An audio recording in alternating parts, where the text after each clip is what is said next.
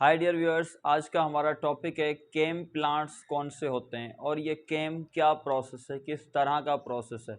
आप लोगों ने C3 साइकिल पढ़ी और आप लोगों ने ये उसमें पढ़ा कि कुछ प्लांट जो हैं वो फोटो रिस्पायरेशन से बचने के लिए अडेप्टेशंस करते हैं, वो एक अल्टरनेट मेथड्स जो हैं वो अपने डेवलप करते हैं ताकि फोटो रिस्पायरेशन के प्रोसेस से, एक वेस्टफुल प्रोसेस से वो बच सकें।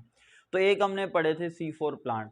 C4 प्लांट का कंप्लीट प्रोसेस हमने पढ़ा कि किस तरह से वो फोटो रिस्पायरेशन से बचने के लिए जो है वो अपनी साइकिल को कंप्लीट करते हैं।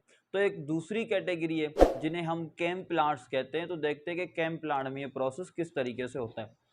अब केम प्लांट्स को हम केम क्यों कहते हैं?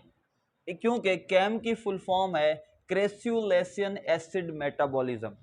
क्रेस्युलेशन एसिड मेटाबॉलिज्म ये एक ऑर्गेनिक एसिड मेटाबॉलिज्म है, यानी कि ये वो प्लांट्स हैं जो ऑर्गेनिक एसिड्स, ऑर्गेनिक मॉलिक्यूल्स की फॉर्मेशन करते हैं और फिर उनको यूटिलाइज करते हैं एट देयर नीड, अपनी जरूरत के वक्त फिर उनको यूटिलाइज करते हैं। कौन से प्लांट हैं ये? इन प्लांट को हम स्यूक्यूलेंट प्लांट कहते हैं। ये जीरो फाइट कैटेगरी के प्लांट है। अब स्यूक्यूलेंट प्लांट क्या होते हैं देखते हैं। जीरो फाइट वो जो डिजर्ट एरियाज में होते हैं, ऐसे जो कि डिजर्ट वाले एरिया में होते हैं जहां पर स्कैरसिटी ऑफ वाटर हो, वाटर का अमाउंट कम हो, उस जगह पर होते हैं। जैसे आपके पास एग्जांपल है यहाँ पर cacti, cactus plant. Cactus plant का यहाँ पर एग्जांपल है जो कि एक जीरो फाइट प्लांट है। तो स्यूक्यूलेंट प्लांट, जीरो फाइट प्लांट के अंदर ये प्रोसेस होता है जिस प्रोसेस को हम कहते हैं केम प्रोसेस, और इसे हम केम प्लांट्स कहते हैं। ये करते क्या है? दे change timing of opening and closing of stomata. ये अपने स्टोमेटा की टाइमिंग जस्ट चेंज कर लेते हैं। और ऐसे प्लांट जो अपने स्टोमेटा की टाइमिंग चेंज कर दें, यानी कि क्या होता है इनमें कि इनके जो स्टोमेटा हैं वो ओपन होते हैं एट नाइट टाइम और क्लोज होते हैं एट डे टाइम। तो इन्होंने क्या किया है? अपने स्टोमेटा की टाइमिंग को चेंज कर दिया, यानी कि open during night, close during day, जबकि दूसरे प्लांट में इसके इनवर्स होता है। तो इन्होंने अपनी टाइमिंग को चेंज कर दिया। तो ऐसे स्टोमेटा जो नाइट टाइम ओपन हो और डे टाइम क्लोज हो, इस तरह के स्टोमेटा को हम कहते हैं ये स्कूटो एक्टिव स्टोमेटा हैं। इस तरह के स्टोमेटा जो नाइट टाइम ओपन हो, डे टाइम क्लोज हो, उन्हें हम कहते हैं स्कोटो एक्टिव स्टोमेटा। और सनकिन स्टोमेटा, जैसे ये स्यूक्यूलेंट प्लांट वो होते हैं जो कि वाटर अपनी बॉडी में स्टोर करते हैं, जूसी बॉडी होती है, और इनके अंदर सनकिन टाइप स्टोमेटा होते हैं। अब सनकिन टाइप से क्या मतलब है? यानी कि ये एपिडर्मिस है, तो एपिडर्मिस में ये एक डीप डिप्रेशन बना हुआ है, इसके अंदर यहां पर स्टोमेटा प्रेजेंट है। तो ये स्टोमेटा प्रेजेंट है जो कि ये सरफेस है, एपिडर्मिस है, तो सरफेस पर नहीं है, उसके अंदर एक डिप्रेशन बना हुआ है, ग्रूव लाइक स्ट्रक्चर बनी हुई है, एक ग्रूव, एक डिप्रेशन बना हुआ है, उसके अंदर स्टोमेटा प्रेजेंट है। तो इस तरह के स्टोमेटा को हम कहते हैं ये सनकिन टाइप स्टोमेटा है। तो सनकिन टाइप स्टोमेटा जो ग्रूव और डिप्रेशन में प्रेजेंट हो, और scotoactive stomata those stomata which open during night and close during day, इस तरह के स्टोमेटा को हम कहते हैं स्कूटो एक्टिव स्टोमेटा। तो यहां से आपको ये पता चल गया कि केम प्लांट कौन से होते हैं। जीरो फाइट, जैसे हम स्यूक्यूलेंट ले रहे हैं, कैक्टस एग्जाम्पल हम ले रहे हैं, और इनमें सनकिन टाइप स्टोमेटा होते हैं। अब आते हैं इसके एक्चुअल डिटेल्ड प्रोसेस की तरफ। होता क्या है कि ड्यूरिंग नाइट, नाइट के टाइम जब मतलब के टेम्परेचर भी नहीं है ज्यादा, और मतलब के क्योंकि ये ज्यादातर इनको जो प्रॉब्लम होती है जीरो फाइट प्लांट को, वो किस तरह की प्रॉब्लम होती है? क्योंकि डिजर्ट एरियाज में एक तो स्कैरसिटी ऑफ वाटर है, दूसरा प्रॉब्लम क्या होती है कि इनके पास टेम्परेचर ज्यादा हाई होता है। तो ज्यादा टेम्परेचर होने की वजह से इनमें से ट्रांसपायरेशन का जो है ना वो ज्यादा से ज्यादा जो है वो खतरा होता है इनको, कि जितना टेम्परेचर इंक्रीज होगा उतना रेट ऑफ ट्रांसपायरेशन इंक्रीज होगा। तो अगर ट्रांसपायरेशन इंक्रीज हुई तो इनको वाटर की स्कैरसिटी जो है वो हो जाती है, डिफिशियंसी हो जाती है, जो कि इनके लिए एक बहुत बड़ी प्रॉब्लम है। तो ये क्या करते हैं, ड्यूरिंग डे अपने स्टोमेटास को क्लोज रखते हैं और नाइट के टाइम पे अपने स्टोमेटा को ओपन करते हैं। डे टाइम क्लोज क्यों करते हैं, ताकि वो इस ट्रांसपायरेशन से भी बच सकें। तो नाइट के टाइम जब इसके स्टोमेटा ओपन होते हैं उस वक्त क्या होता है, कार्बन डाइऑक्साइड इंटर होती है और कार्बन डाइऑक्साइड वाटर के साथ रिएक्ट करके बनाती है कार्बोनिक एसिड। और कार्बोनिक एसिड बनाने के लिए जो एंजाइम चाहिए होता है वो होता है कार्बोनिक एनहाइड्रेज। उसके बाद कार्बोनिक एसिड ब्रेक हो जाती है into hydrogen ions and bicarbonate ions में।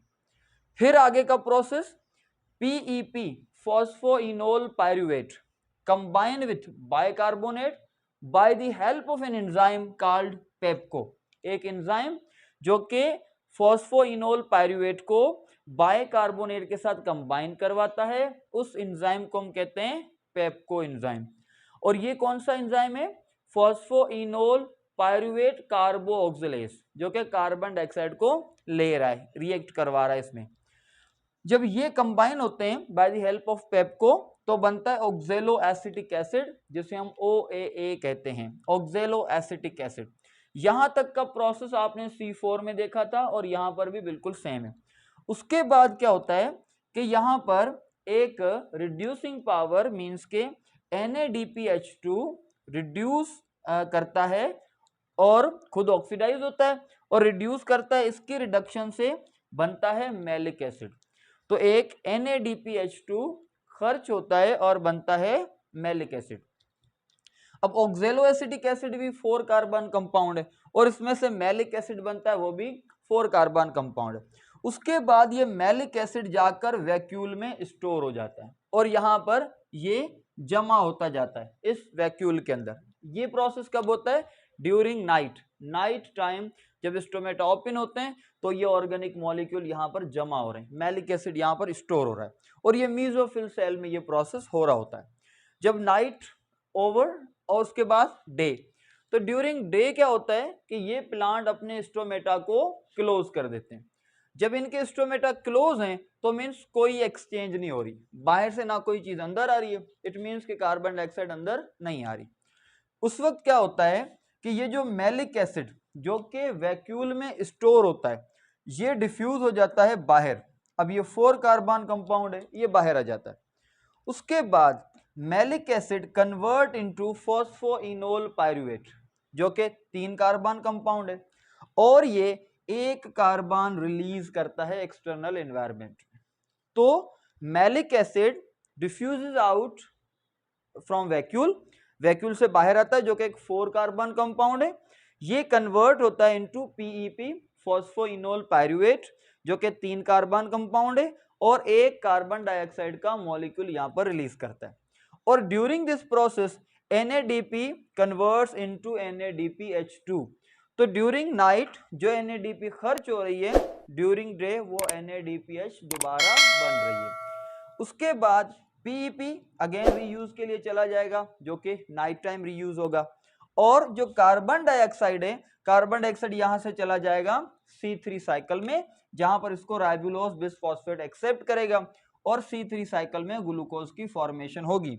तो इनके पास ग्लूकोज की फॉर्मेशन होती है, C3 साइकिल चलती है। उसके लिए इनके पास जो सोर्स ऑफ कार्बन डाइऑक्साइड है ड्यूरिंग डे, क्योंकि डे टाइम लाइट रिएक्शन हो रहा होता है और लाइट रिएक्शन में ATP और NADPH की फॉर्मेशन हो रही होती है, तो वहां से ATP और NADPH C3 साइकिल को मिल रही होती है। C3 साइकिल भी कंटिन्यूसली चल रही होती है।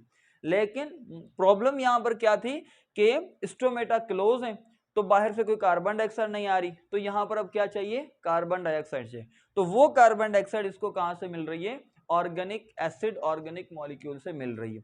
तो ये इनके पास एक अडेप्टेशन है, एक अल्टरनेट मैकेनिज्म है जिससे ये प्लांट अपनी C3 साइकिल को कंटिन्यू करते हैं। तो इस तरह के प्लांट्स को हम कहते हैं कि ये केम प्लांट्स हैं।